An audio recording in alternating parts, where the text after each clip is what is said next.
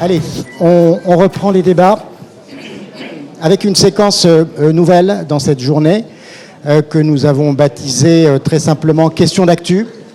Je vais laisser Anne-Hélène Colin animer cette petite session avec deux intervenants. Anne-Hélène, je n'en dis pas plus, je te laisse faire. Eh bien, bonjour à tous et merci d'être là. Donc, pour cette question d'actu, on va parler de numérique, on va parler de digital, on va parler de vente en ligne, entre autres. Pourquoi ? Parce que les pharmaciens ont eu quelques sueurs froides en début d'année avec le discours de politique générale de Gabriel Attal, ex-Premier ministre, qui voulait relancer, accélérer la vente en ligne et surtout la libéraliser, ce qui a été un des motifs de la manifestation du grand mouvement de mobilisation du 30 mai. En réaction, la profession s'est activement organisée autour d'un projet qui avait déjà les groupements, qui s'appelle Ma Pharmacie en France, donc un portail de services. Et pour en parler, l'architecte du projet, Alain Grelot, qui est président de Fédergie, et puis Laurent Filoche, qui est président de l'IDGPO, pour parler de ce projet. Messieurs, à vous. Bonjour à tous. Comme l'a dit Anne-Hélène Colin, donc la genèse de l'histoire, c'est de se dire on ne va pas continuer à subir les événements. Il faut qu'on anticipe, il faut qu'on prenne notre destin en main par rapport à tous ces événements de vente en ligne, des régulations européennes. Et tout ceci a germé en 2023 au niveau de Fédergie, et on s'est dit c'est un sujet qui revient sans cesse au niveau des régulations, et il y avait déjà un premier arrêt de la Cour de justice européenne. Ensuite, il y a eu le discours général du Premier ministre qui a dit qu'il faut simplifier la vente en ligne de l'OTC. Ensuite, il y a eu l'arrêt le 29 février 2024 de la Cour de justice qui a dit effectivement, les États pourraient interdire la vente et la mise en place de plateformes sous réserve qu'elles ne soient pas vendues par un pharmacien, mais ils ne peuvent pas interdire la mise en relation entre un pharmacien et le patient. Fort de tous ces éléments, on s'est dit qu'il faut absolument qu'on réfléchisse et qu'on avance. Mais la clé du succès, c'était forcément l'usage. Parce que vous pouvez avoir la meilleure idée du monde, si vous n'avez pas d'usage et si vous n'avez pas de référencement, ça ne sert à rien. Donc, ce que j'ai fait avec mes collègues de Fédergie, c'était d'aller convaincre les autres et de se dire, il faut qu'on soit nombreux, il faut qu'on soit unis, il faut que la profession porte un projet pour qu'on ait cet usage et que demain, on ait une alternative à proposer au pouvoir public, parce qu'ils nous ont challengés. Rappelez-vous, on entendait sans arrêt parler du rapport Ferracci. J'ai eu l'occasion de le rencontrer à plusieurs fois et c'était vraiment son cheval de bataille. On est allé à la DGE, on est allé au ministère de la Santé. Et chaque fois, il nous parlait de la vente en ligne, mais on allait pour des sujets, on parlait que de ça. Comme quoi, c'était le sujet majeur. Non, c'était pas que le sujet majeur, mais il fallait qu'on réponde. Donc, on s'est dit, il faut qu'on bâtisse. Et le but était de l'union de la profession. Et je remercie Laurent qui m'a rejoint tout de suite. Je remercie Pierre-Olivier. Et je remercie Philippe, ainsi que Pascal Louis qui nous a enfin rejoint. C'est lui qui le dit. Donc, il a été long à réfléchir. Mais merci à vous quatre d'avoir rejoint le mouvement. Et donc, on a créé Ma Pharmacie en France, qui sera une SAS pilotée en majorité par les syndicats de groupement et les syndicats d'officine, et donc en partenariat avec la Poste. Un élan qui a été accéléré avec l'arrivée à la Poste, à la direction de santé autonomie de Dominique Pont, le grand architecte du Ségur, et qui a créé Mon Espace Santé. Donc il y a une volonté politique des partis, et tout à l'heure on parlait de désertification, on parlait d'attractivité des territoires, mais c'est vrai que quels sont les deux services existants encore sur l'ensemble du maillage territorial? La pharmacie et la Poste. Et sinon, il n'y a plus rien, malheureusement. Donc, on va essayer de rebâtir, au minimum maintenir ce maillage grâce au numérique. Le numérique ne doit pas nous faire peur. Le numérique est un outil qui va accompagner tout ce projet. Tu veux dire quelque chose, Laurent, peut-être, non ? Non, simplement de rajouter que, bien sûr, c'est toute la profession en fait qui s'est emparée du sujet. Ça c'est quand même important par rapport à des tentatives de disrupteurs d'arriver sur ce marché. Hein. On pense notamment à une start-up là qui annonce vouloir se vendre à Amazon ou à Uber.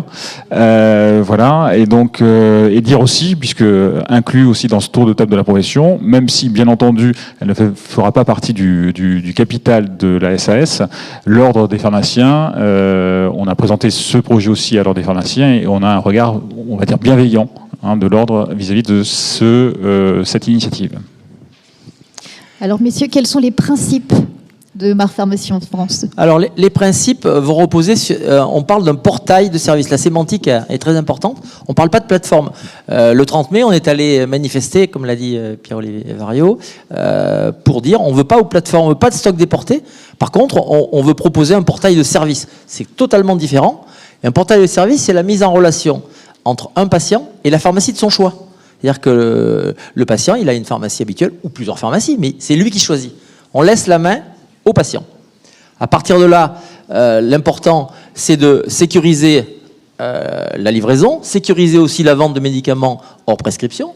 C'est aussi de pouvoir piloter ce portail. Et effectivement, dans la mesure où c'est l'organe qui va piloter, c'est la SAS composée des syndicats, eh ben c'est nous qui aurons la main. On aura des partenaires. Le but, c'est d'embarquer le maximum de partenaires industriels de la pharmacie ou autres qui nous rejoindront demain.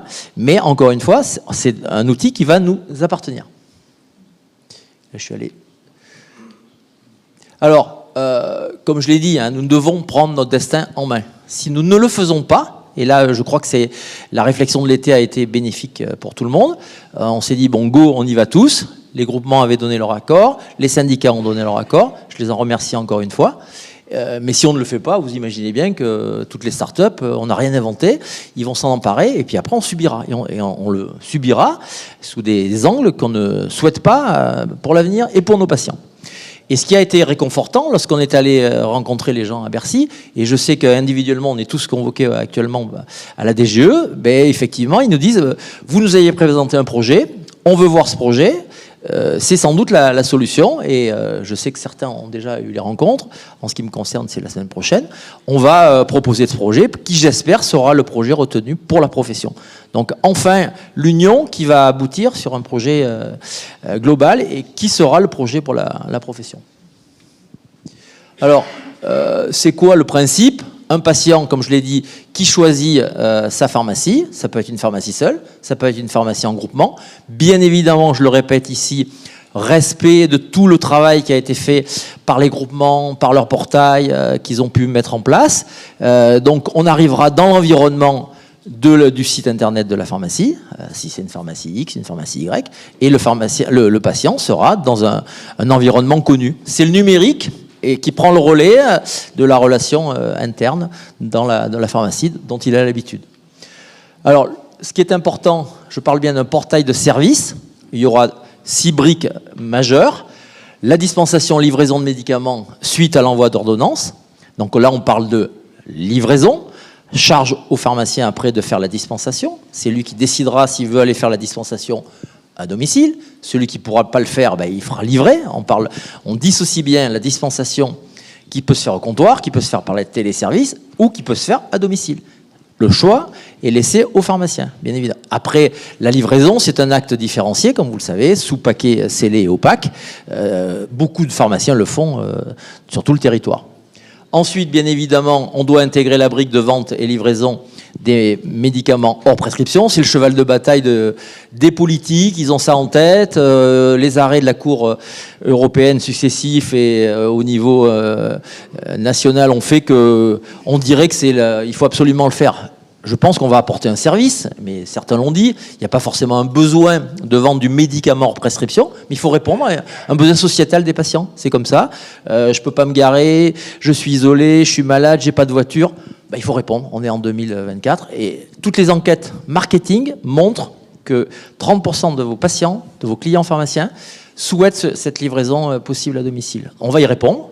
Et au moins, on va couper l'herbe sous le pied à des gens demain qui seraient des plateformes, qui nous imposeraient leur process. Très important, un sujet sur la communication. Comme vous le savez, malheureusement, nous sommes un petit peu encadré dans des règles très strictes au niveau ordinal. On se bat depuis des années avec nos instances pour dire mais il faut absolument faire évoluer le code de déontologie. Malheureusement, ce code, on nous le promet tous les étés, mais l'été est quasiment passé et il sortira pas encore cette année. Et comment combler, comment faire évoluer la couverture vaccinale, comment faire évoluer la prévention si on ne dit pas ce que l'on fait? Et quel est ce métier où on ne dit pas ce que l'on fait? Alors on ne parle pas de faire de la publicité, on parle de faire de la communication sur le métier du pharmacien demain pour dire voilà, je fais de la vaccination, mais pas que la vaccination Covid ou grippe, je fais de la vaccination sur l'ensemble des pathologies, je fais de la prévention, je vais faire les entretiens à l'âge pour les patients. Donc c'est tout un tas d'actes. Entre nous, on sait tout ça, mais sortez de votre microcosme, parlez-en un petit peu dans la rue, le grand public, il ne connaît pas. Et il faut absolument qu'on soit actif sur la communication, sur tous ces éléments, le dépistage, et aussi relayer les messages de santé publique. Autre brique, l'agenda. Alors, effectivement, il y a une société très en avance sur le monde du rendez-vous, pour ne pas la citer, Doctolib. Et je peux dire qu'on a des discussions avancées avec eux. Je crois que c'est intéressant. Il n'y a rien qui est pour le moment acté, mais au moins on essaye de voir ce qui a bien fonctionné dans d'autres domaines et est-ce qu'on ne pourrait pas l'appliquer à la pharmacie? Parce qu'effectivement, vous allez avoir un métier qui change. Récemment, les amis pharmaciens ont dit j'ai été assailli de demandes de tests angine, cystite. Et si on ne l'organise pas, vous avez parlé d'organisation tout à l'heure au niveau des experts de la comptabilité, il faut retrouver des ressources de temps. Il y a beaucoup de choses qui peuvent être modifiées dans l'organisation de la pharmacie, et notamment l'organisation de ces pratiques et de ces entretiens, de ces tests. Autre sujet important, au service là, interne, l'intelligence artificielle pour tout ce qui est la détection des fausses ordonnances, tout ce qui est l'interopérabilité.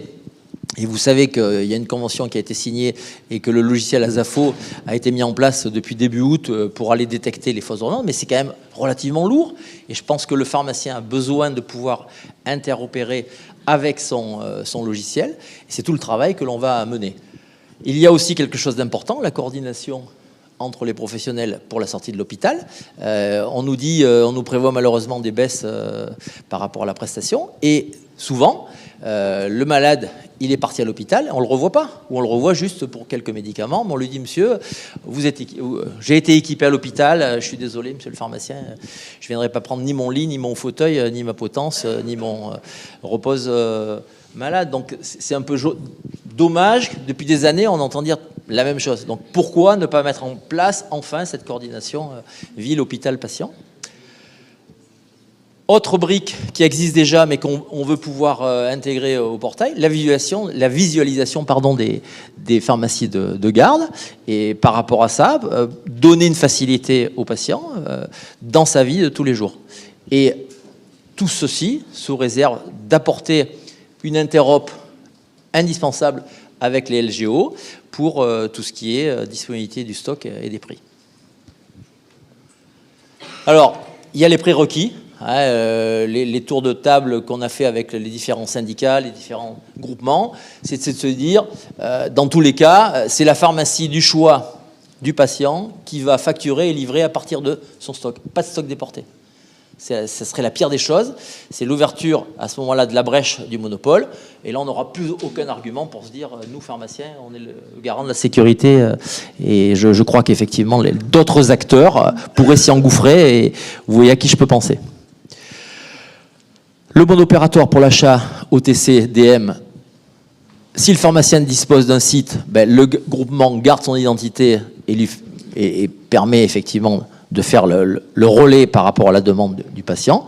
Le pharmacien ne dispose pas d'un site, on lui créera un site virtuel par pharmacie, et là il y aura la visibilité et la visualisation du stock de la pharmacie et des prix de la pharmacie.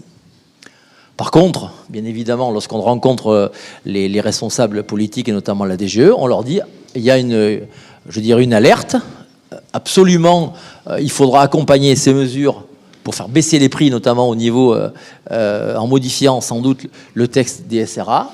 D'autres projets ont été proposés par les syndicats, mais il faut absolument qu'on puisse faire baisser les prix. C'est absolument dommageable Ça fait 10 ans qu'on se bat là-dessus, en disant il y a des distorsions au niveau des prix, et c'est pas logique. Lorsqu'on est pharmacien individuel, on peut bénéficier des prix du direct, et lorsqu'on se groupe, on se dit on va se mutualiser nos moyens pour faire une SRA, pour pouvoir offrir tous ces services, et là on se retrouve dans une catégorie, je dirais, de clientèle qui voit ses prix baisser et ses remises de 20 voire 25%. Donc il faut absolument, ils ont entendu le message, je ne sais pas si ça sera concrétisé, on va faire en sorte qu'au niveau du PLFSS on puisse avancer. Alors, Monsieur Grelot. Oui, pardon. Je vais pas assez vite, pourtant j'accélère là. Je crois que j'avais une petite question plutôt pour Laurent Filoche à ce moment-là. Il y a 820 de mémoire pharmacies qui ont un site adossé à leur pharmacie réelle. Est-ce que les pharmaciens doivent se lancer dans la vente en ligne et pourquoi ils doivent se lancer dans la vente en ligne ? Alors moi je pense qu'il y a quand même une forte demande de la population. Il ne faut pas se cacher, maintenant tout le monde achète en ligne, tout le monde se fait livrer. Dans tous les circuits de distribution, il y a quand même cette tendance forte, notamment des jeunes générations, de se faire livrer tout et n'importe quoi chez soi à domicile. Et il ne faut pas que la pharmacie reste sur le bas-côté du chemin, parce que sinon, encore une fois, comme l'a dit Alain, eh bien, on se fera dépasser, on se fera ubériser, et donc d'autres acteurs vont réfléchir à un moyen de répondre à cette demande. Donc la pharmacie, c'est bien, on tente, et on a tenté, et moi le premier, de mettre des barrières contre l'océan avec tous les procès que l'UDGPO a fait jusqu'à la Cour de justice européenne. Maintenant, c'est cette tendance de fond, il faut y répondre. Il faut que la pharmacie se modernise et qu'on entre de plein pied dans l'ère du numérique, et comme on est en train de le faire avec cette solution-là. Effectivement, c'est le sens de l'histoire. Oui. Effectivement. Et si on a encore 2 petites minutes, Didier, juste parce qu'il y a un petit partenaire aussi avec la Poste sur la livraison. Monsieur Grelot, si vous voulez. Oui, alors rapidement, les derniers prérequis concernant la data, ça a souvent été le sujet qui est revenu. Attention, pendant des années, on nous a plus ou moins récupéré de la data à l'insu de notre plein gré. Bon, je ne rentre pas dans les polémiques aujourd'hui. Aujourd'hui, la data nous appartient et elle doit nous appartenir par rapport à ce flux. Respect de chaque groupement, le projet de portail se veut complémentaire. La connexion, je dis, se fait directement à la pharmacie de son choix. Et pour répondre précisément, les frais de livraison, ils seront identiques, que ce soit le patient qui commande ou que ce soit la pharmacie qui propose le service. Et les frais de livraison seront payants à la charge du patient. Et quand c'est la pharmacie qui propose le service, elle le paye à la Poste, puisque c'est le partenaire qui a choisi. Après, charge à elle de l'offrir ou pas. Mais en tout cas, le service il sera 100% payant. Sont exclus la livraison des stupéfiants, les produits de la chaîne du froid et les médicaments d'exception. Et dans tous les cas, le pharmacien, s'il ne veut pas utiliser, il aura utilisé la plateforme, mais s'il veut faire la livraison seul, s'il veut faire du click and collect, il a le droit. On a vraiment réfléchi à toutes les possibilités, et on respecte le choix du patient, on respecte le choix du pharmacien. Donc pour conclure, un portail de service, de la vente en ligne, mais pas que, fait par les pharmaciens, pour les pharmaciens, mis à disposition. Alors la temporalité va, les différentes briques qu'on vous a décrites seront mises en place, en fonction des avancées des négociations qu'on a avec les différents acteurs. Mais début 2025. Voilà, mais début 2025, on a l'ambition en tout cas d'avoir la première brique, la plus importante, c'est celle de la livraison à domicile. Donc rendez-vous 2025. Rendez-vous 2025. Merci.